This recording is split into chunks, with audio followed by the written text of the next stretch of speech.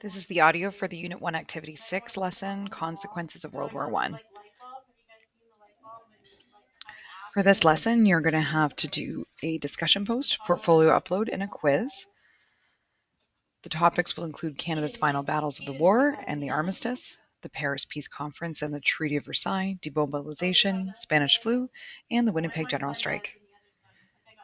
Our learning goals for this lesson are learning to use the concepts of cause and consequence and historical perspective to understand why events happened so that we can understand their impact and explore an event by evaluating multiple viewpoints. In this lesson, we'll be looking at the consequences of World War I. Consequences are the outcome of an event. Remember, consequences are not always negative. For every cause, there can be many consequences. Consequences can either be short-term, meaning that they happen shortly after the event occurs, or long-term, meaning that they happen after the event or years later. Keep in mind that the consequences have to be connected to the event. They need to have an outcome. Some consequences are intentional, meaning on purpose, and are unintended, accidental.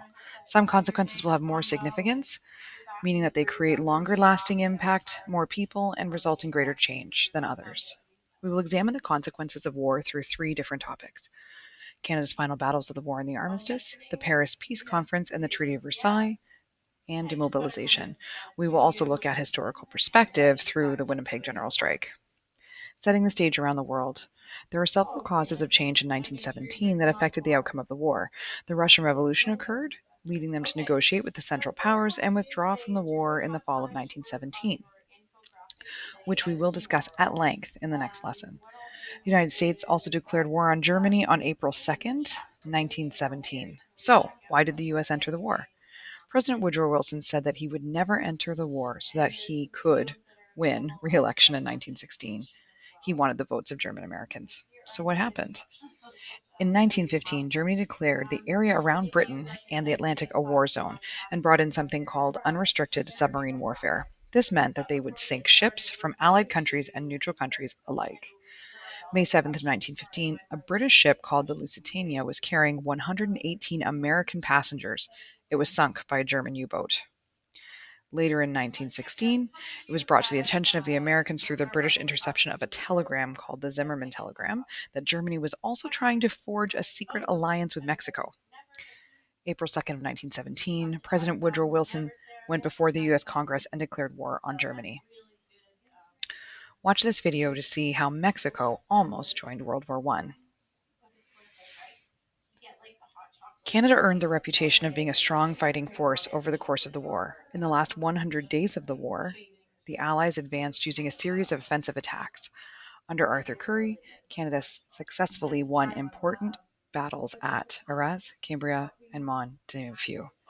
Watch this video here to gain more understanding. During the final days of the war, the Germans ran out of supplies and fresh troops, forcing them and their allies to declare armistice, which means a formal ceasefire, on November 11th, 1918 at 11 a.m. An armistice was the easiest way to end the fighting until formal treaties could be agreed upon and signed. The immediate consequences of the war for Canada. Number 1, loss of life. The costs were high for Canada. Of the 600,000 Canadian soldiers who enlisted in the war, 60,000 never returned home. Number 2, the Paris Peace Conference and Treaty of Versailles. The Paris Peace Conference lasted 6 months and resulted in treaties that would officially end the war. Borders were redefined, losses were compensated, and restrictions were placed.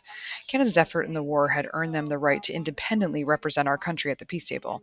This was a big accomplishment, and that many saw as a step towards Canadian independence from Britain. The Treaty of Versailles included all of the compromises and terms that were agreed upon at the conference. Number 3, the League of Nations.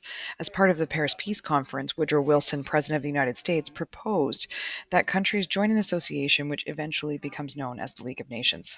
Canada joined the League of Nations, agreeing to participate in collective security, alliance system, and to try and negotiate conflict peacefully. The League proved to be ineffective, but was a starting point for the emergence of international organizations, such as the United Nations.